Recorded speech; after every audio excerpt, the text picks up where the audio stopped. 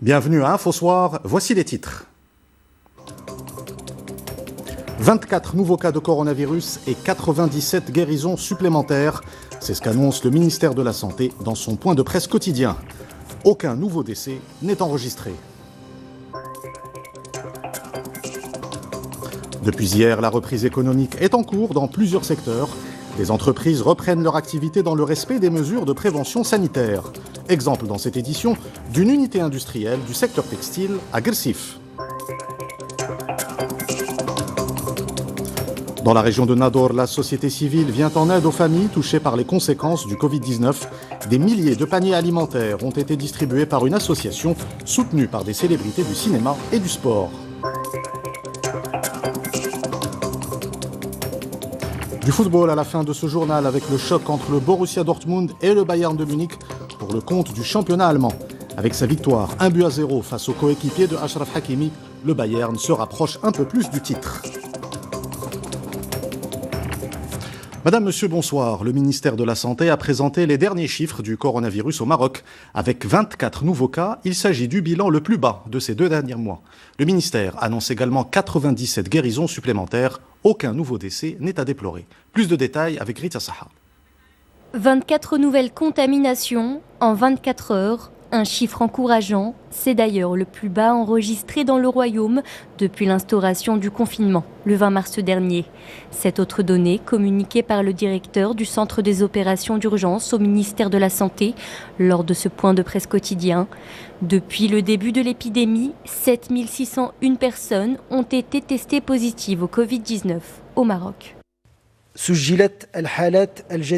Parmi les nouveaux cas de contamination, 12 ont été enregistrés à Casablanca-Stad, 5 à Tanger-Tétouan el-Husseima, 2 à Fes-Meknès, 2 à Rabat-Salé-Kenitra et un cas dans chacune de ces régions, à savoir Marrakech-Safi, Bni Mellal el-Khnefra et dans le Souss Massa.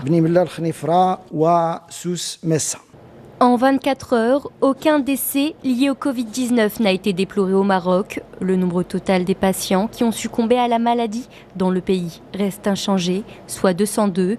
Le taux de létalité stagne toujours à 2,7%. Cette autre bonne nouvelle, également communiquée par le docteur Mouad Mrabet, le Royaume a enregistré 97 rémissions supplémentaires.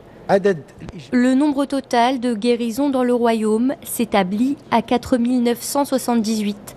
Le taux de guérison est en hausse, il s'élève à 65,5%. Depuis le début de la pandémie, 163 112 cas potentiels de Covid-19 ont également été exclus suite à des analyses en laboratoire. Quant au nombre de cas actifs dans le pays, il s'établit à 2421. Arrêtons-nous à présent sur la situation épidémiologique dans la région Guelmim-Ouadnoun. Depuis l'apparition du virus, elle a enregistré 40 guérisons et ne compte plus que 3 cas actifs encore sous traitement.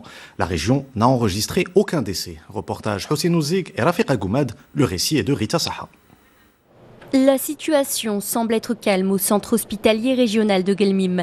Et pour cause, l'établissement de santé ne compte plus qu'un seul patient atteint du Covid-19, placé en réanimation. Les 2 autres cas, toujours actifs de la région, sont eux pris en charge à l'hôpital militaire de la ville. Depuis le début de l'épidémie, 43 personnes ont été testées positives au nouveau coronavirus à Guelmim-Ouadnoun. 40 patients ont quitté l'hôpital et sont guéris. Les 3 cas toujours hospitalisés reçoivent les soins nécessaires, que ce soit ici, à l'hôpital régional de Guelmim, Ouadnoun ou à l'hôpital militaire. Les patients potentiels sont triés par le personnel médical, des tests sont réalisés et s'ils s'avèrent positifs, ils sont ensuite pris en charge au niveau des différents hôpitaux. Depuis le début de la pandémie, aucun décès n'a été déploré dans les 4 provinces de la région, à savoir Guelmim, Sidi Ifni, Tata et Assazag. Les équipes médicales civiles et militaires restent malgré tout sur le qui-vive, toujours au chevet de l'ensemble des patients. Elles veillent également au respect des mesures de sécurité sanitaire. Nous avons mis en place 2 parcours bien spécifiques. L'un est réservé aux malades, en général, et l'autre aux cas potentiels et confirmés de Covid-19. À Guelmim-Ouadnoun, le taux de contamination est l'un des plus bas enregistrés dans le royaume avec 0,6% des cas. Les habitants de la région sont tout de même appelés à poursuivre leurs efforts pour éviter la propagation du virus et sortir ainsi le plus rapidement possible de cette crise sanitaire. Dans le monde, le nombre de cas de contamination dépasse les 5 600 000. Le virus continue de se propager en Amérique latine, notamment au Brésil, où le Covid-19 a fait plus de 24 000 morts. Dans le continent européen, l'Espagne, qui vit aujourd'hui à l'heure du déconfinement, annonce un deuil national de 10 jours en hommage aux victimes du coronavirus. Mamadou Diaye. Drapeau en berne, l'heure est au recueillement en Espagne malgré la présence encore du virus. 10 jours de deuil national à partir de ce mercredi ont été décrétés par le gouvernement espagnol. Un deuil national en mémoire aux victimes du coronavirus qui a causé la mort de près de 27 000 personnes dans le pays. Dans ce même contexte, le combat pour la survie de l'économie se poursuit en Europe. La Commission européenne a dévoilé son plan de relance de l'économie pour un montant de 750 milliards d'euros. Ce qui a commencé par un virus si petit que vos yeux ne pouvaient pas le voir est devenu aujourd'hui une crise économique si importante que vous ne pouvez tout simplement pas la manquer. Pays où la contamination est parmi les plus élevées au monde, le Brésil compte environ 400 000 malades du Covid-19. L'Amazonie vient de se doter de cet hôpital spécialement dédié au traitement des malades du Covid-19. C'est l'un des États les plus touchés au Brésil, avec plus de 22 000 cas confirmés. Nous devons maintenant soutenir l'intérieur du pays dans cette phase de la pandémie. Nous avons la capacité d'accueillir des malades venus de l'intérieur du pays, qui sont en majorité des indigènes, dans un site qui est préparé, adapté à leur culture. Pour mieux faire face aux urgences de l'heure dans ce contexte de pandémie, l'OMS lance la création d'une fondation. Objectif, mobiliser des financements supplémentaires. Une initiative qui voit le jour quelques semaines après l'annonce de suspension du financement américain à l'organisation. Et face aux conséquences économiques et sociales du coronavirus, la Banque africaine de développement annonce un financement de 264 millions d'euros en faveur du Maroc. Je vous propose d'écouter Leïla Farah Moukdem, représentante de la BAD au Maroc, à propos des objectifs de ce financement. Le Covid-19 a déclenché une crise sanitaire, une crise économique et une crise sociale. Pour aider le Maroc à y faire face, la Banque africaine de développement vient d'approuver un financement de 264 millions d'euros. 3 objectifs. Le premier, c'est de protéger la population en renforçant davantage l'efficacité de la réponse sanitaire. À titre d'exemple, le nombre de centres hospitaliers agréés à pratiquer ou à réaliser les dépistages virologiques vont augmenter grâce à ce financement. Deuxième objectif, soutenir le pouvoir d'achat. Nous appuierons les efforts du gouvernement pour aider 4,3 millions de ménages du secteur informel et aussi 800 000 salariés affiliés à la Caisse nationale de sécurité sociale. Le troisième objectif est de préserver les emplois et promouvoir les conditions de la reprise en facilitant l'accès au financement des auto-entrepreneurs et des très petites et moyennes entreprises. Nous attendons à préserver 75% des emplois qui ont été affectés par la crise. Et depuis hier, la reprise économique est en cours dans plusieurs secteurs. Des entreprises reprennent leur activité dans le respect des mesures de prévention sanitaire. C'est le cas notamment de cette unité industrielle du secteur textile à Guersif.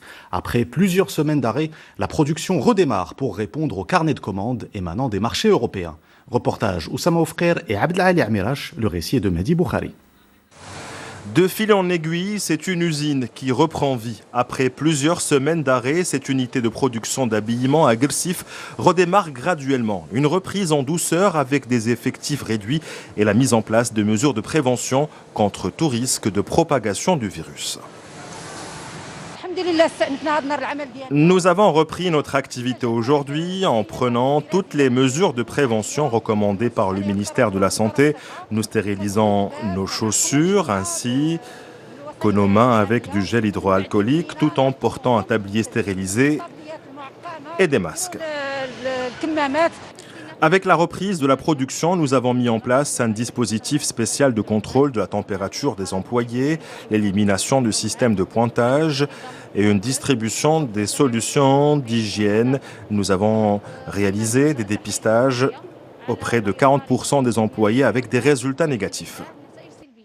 Un acteur local qui retrouve des couleurs, la production des commandes à l'arrêt reprend. Un industriel qui a même commencé à recevoir de nouvelles demandes de l'étranger après la reprise des marchés européens.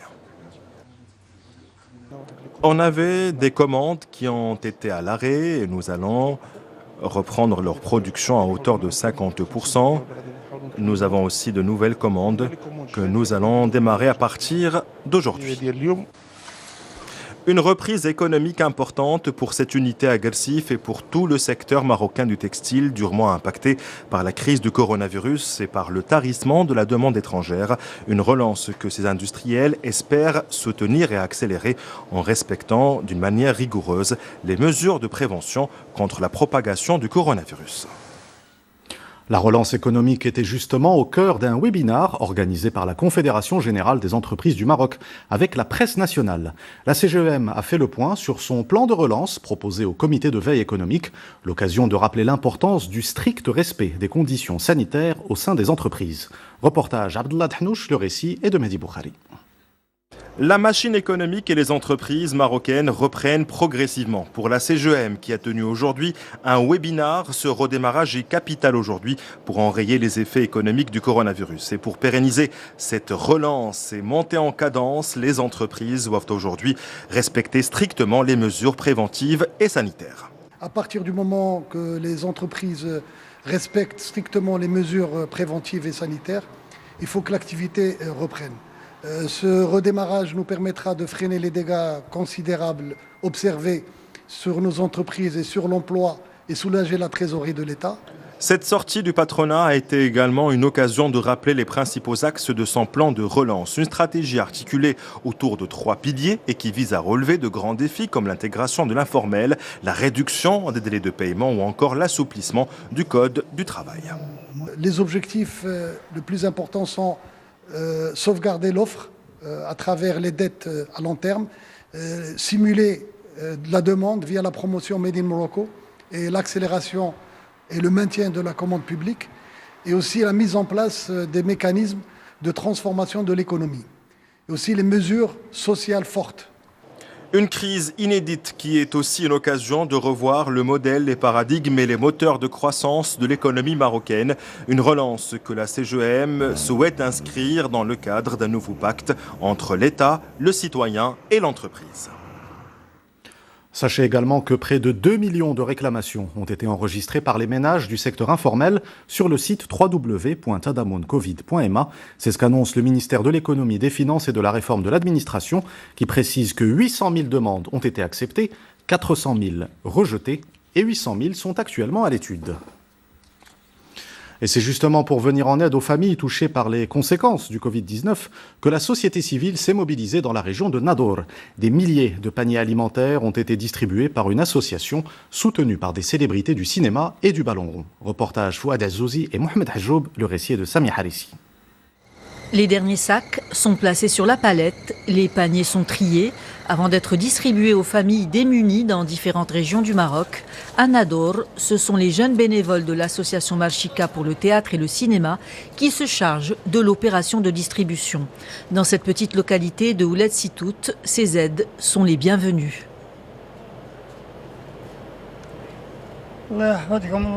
Merci beaucoup, que Dieu vous le rende. Ces pauvres gens sont vraiment dans le besoin, comme vous pouvez le voir. Certains ne trouvent même pas à manger. Comme ce vieux monsieur que j'ai rencontré dans la rue pendant qu'il mendiait.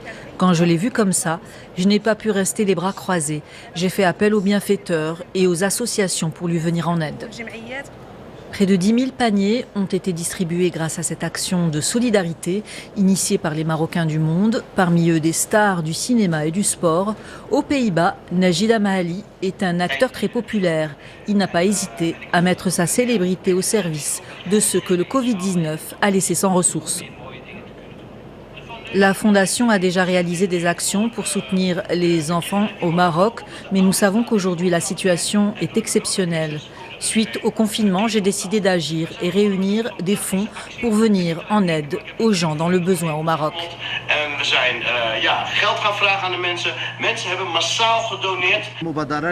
C'est une opération que j'ai menée avec l'acteur maroco-néerlandais Najib Amhali et beaucoup d'artistes et de sportifs internationaux ont répondu à nos appels. Bienfaiteurs et bénévoles ont agi main dans la main pour mener à bien cette action de solidarité qui a permis à de nombreuses familles de supporter ce coup du destin.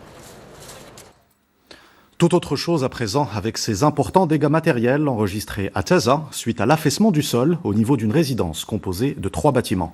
Aucune perte en vie humaine n'est à déplorer. 5 familles ont dû néanmoins être relogées. Reportage Sarah Jabri et Driss El Cohen. La nuit du samedi à dimanche dernier, vers 1h du matin, les habitants de cette résidence ont été réveillés par un affaissement du sol, survenu dans plusieurs appartements. Des dégâts importants sont observés dans l'un des 3 bâtiments de la résidence. Des lézardes et des fissures traversantes se sont formées sur les murs des 2 autres. Les murs ont commencé à se fissurer il y a plusieurs mois jusqu'à ce que la situation s'aggrave.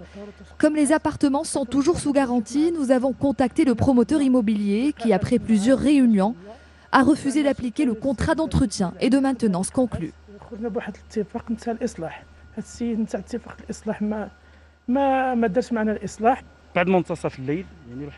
Le drame est survenu vers 1h du matin dans cette résidence située dans le quartier Majazir à Taza.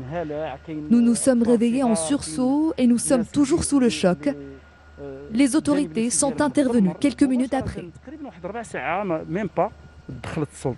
Aussitôt, une cellule de suivi à la province de Taza a été mise immédiatement sur place pour évaluer l'ampleur des dégâts matériels dans les 61 appartements de la résidence et évacuer les familles concernées. Fort heureusement, aucune perte en vie humaine n'est à déplorer. Le laboratoire public d'essais et d'études a été mandaté pour effectuer une analyse technique approfondie de toute la résidence.